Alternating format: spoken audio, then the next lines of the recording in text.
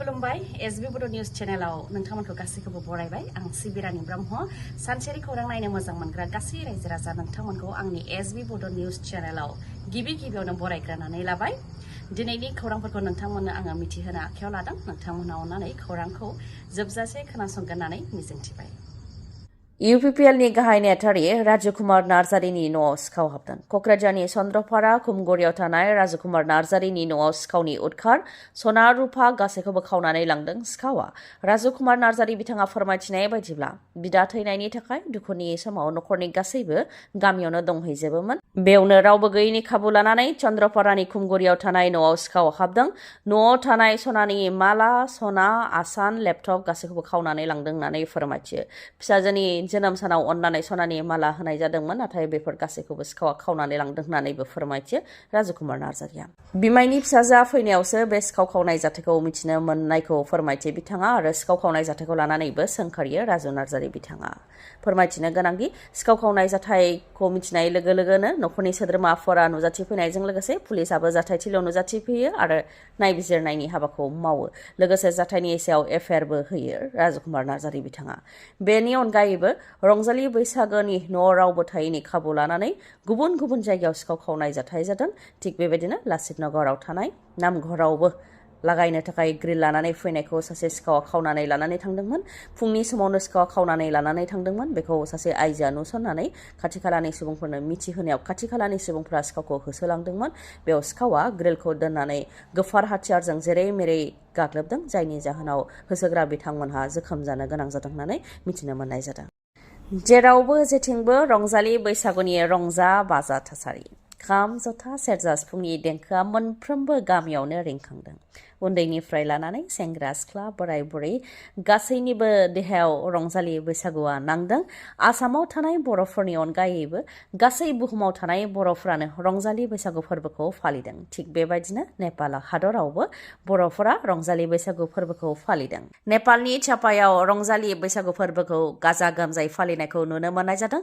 जेराव बाहागो लादों मुंदांखा मिलौदो मेथाइ रोजाबगिरि सुलेखा बसुमतारीजों लोगोसे फावखुंगुर अम प्रकाश खेरखातारि बिथां आरो थुनलाइगिरि लिरगिरि आरो बड' लिरगिरि गौथुमनि बिबानगिरि थुनलाइ आफादनि बिबानगिरि बिथांमोनहाबो बेयाव बाहागो लानायखौ नुनो मोननाय जादों आरो बिथांमोनहा ज'यैनो रंजालि बैसागु फोरबोखौ गाजा गोमजायै मेहेरगोनां हाबाफारिनि गेजेरजों फालिनायखौ नुनो मोननाय जादों।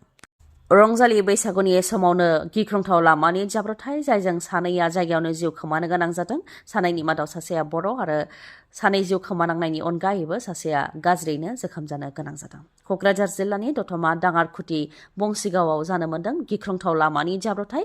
गंसे मटर साइकेल आरो गंसे बेटारि रिक्सानि गेजेराव गोख्रोङै सौग्रावलायनाय जाथाय जादों जायजों सानैया जायगायावनो जिउ खोमानो गोनां जादों आरो सासेया गाज्रियै जोखोम जानो गोनां जादों। उनाव गोब्राब थासारियाव बिथांखौ देहा फाहामसालियाव लांनाय जादों। थैनाय सुबुंखौ दतमा भालुकमारि गामिनि अलंबार बसुमतारी होननानै सिनायनो हानाय जादों आरो गुबुन सासेखौ उत्तर दतमानि मृणाल रय होननानै सिनायनो हानाय जादों। ओजोंहाय जोखोम जानाय बिथांखौ बिनाराम ब्रह्म होननानै मिथिनो मोननाय जादों। बिथांखौ गोब्राब थासारियाव देहा फाहामसालियाव थिसननाय जादों आरो दा बिथाङा फाहामथाय लागासिनो दं। बेबायदिनो रायजोनि दाब दाब जायगायाव रंजालि बैसागो फोरबोनि समावनो गुबुन गुबुन जाब्रबथायफोर जादों।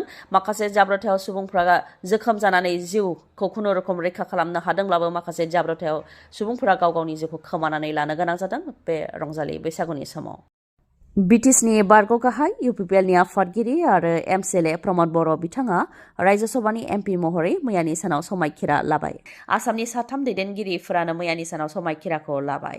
साथाम दैदेनगिरिफोरनि मादाव BJPनि दैदेनगिरि जगेन महन आरो तेरास गला बिथांमोनजों लोगोसे UPPLनि आफादगिरि प्रमद बर' बिथाङाबो रायजो सभानि MP महरै मैयानि समाव समायखिराखौ लाबाय। प्रमद बर' बिथांखौ बर' रावजों समायखिरा लानायखौ नुनो मोननाय जादों। नंखाय लटारि टिकेट फाननानै सुबुंफोरनिफ्राय लाख रां लुथिनो नाजानायनि थाखाय साथाम दायनिगिरिखौ हमदों पुलिसा।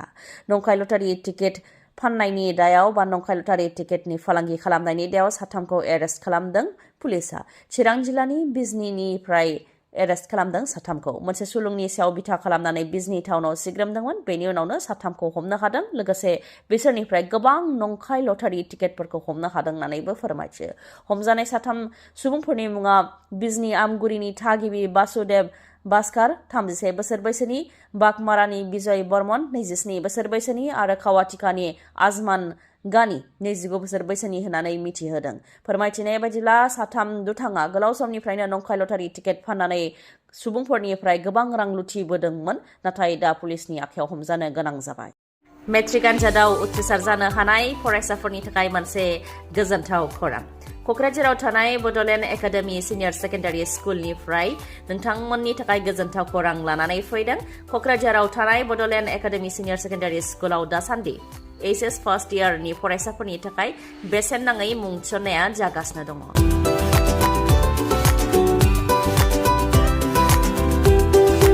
स्ट्रीम हिसाबै आर्ट्स थागोन। गोजौ सोलोंथाइ गोनां फोरोंगिरिफोरनि गेजेरजों फोरोंथाइ होनायनि राहा दङ। मिडियाम हिसाबै बर' आरो इंराजि जागोन। 12 एप्रिलनिफ्रायनो मुं थिसननाया जागासिनो दङ। उफ्रा सोलोंथाइ हिसाबै इनभाइरमेन्टेल फिल्ड स्टाडि बेफोरखौ लानो हागोन। हौवासा आरो हिन्जावसाफोरनि थाखाय आलदा आलदायै मोजां हस्टेलाव थानानै फरायनायनिबो खाबु दङ। बेनिख्रुइबो आरो मोनसे गोजोनथाव खौरांसिनबावा जाहैबाय जायफोर फरायसाफोरा 75% बा 75% बा बिनि बांसिन लानानै उथ्रिसार जानो हादों, बिथांमोन 7 फरायसाफोरनि थाखाय फरायनायजों लोगोसे जानाय थानायखौबो बेसेन नाङै खालामनानै होनाय जादों। बेनिखायनो जायफोर फरायसाफ्रा गोसो गुदुं बिथांमोनहा क'क्राझाराव थानाय बड'लेण्ड एकाडेमि सिनियर सेकेन्डारि स्कुलाव मुं थिसननो हागोन। कन्टेक्ट नाम्बारा जाहैबाय 9101488399। बे जानबुं नाम्बाराव नोंथांमोनहा फोनांजाबनानै मोजाङैनो सावरायनो हागोन। गोजोन्थों। जाहाजनि जाब्रबथायजों सासे सुबुङा जिउ खहा। मुङा माधव बर'आ। खारबाय थानाय जाहाजनिफ्राय दैयाव गलांदों, जायनि जाहोनाव माधव बर'आ जिउ खोमानो गोनां जादों। माजुलिनि कमलाबारिनि माथि घाटआव जानो मोन्दों बे गिख्रंथाव जाहाजनि जाब्रबथाया। जाहाज सालायग्रा स्टाफनिफ्राय फोरमायथिनाय बायदिब्ला जाहाजनिफ्राय माधव बिथाङा गावनो बाज्रुमदों आरो लाइफ जेकेट होनायावबो गानाखै होननानै फोरमायथिदों। ओजोंहाय ओनसोलनि सुबुंफोरा बेखौ गनायनानै लायाखै। जाहाजनि स्टाफफोरनि गोहैलो आखुखौ दोनखुमानो थाखायसो बेखौ फोलादों होननानैबो फोरमायथियो। जाहाजाव नांनायनि बारा सुबुं दैखांनाय आरो लाइफ जेकेट गाननांगौनि नेम निथि गैयिनि थाखायनो बेफोरबायदि जाथाया जानो मोन्दों आरो बे गावसोरनि गोरोन्थिखौ दोनखुमानो थाखायनो बेबायदि नंखाय फोलादों होननानै फोरमायथियो ओनसोलनि सुबुंफोरा। मानोना भिडिअ'आव नुनाय बायदिब्ला दैयाव गोदोनाय सुबुङा गावनि जिउखौ रैखा खालामनो थाखाय गोबां नाजानायखौ नुनो मोननाय जादों होननानैबो फोरमायथियो। खौरांखौ जोबजासे नायनायनि थाखाय आंनि गोसो गोरबोनिफ्राय रोजा रोजा खुलुमनायखौ जासिहरनाय थाबाय। गाबोननि समाव आरोबाव जों बेबायदिनो गोदान खौरांजों लोगोसे लोगो मोनफिनगोनखौ मिजिंथिबाय। गोजोन्थों।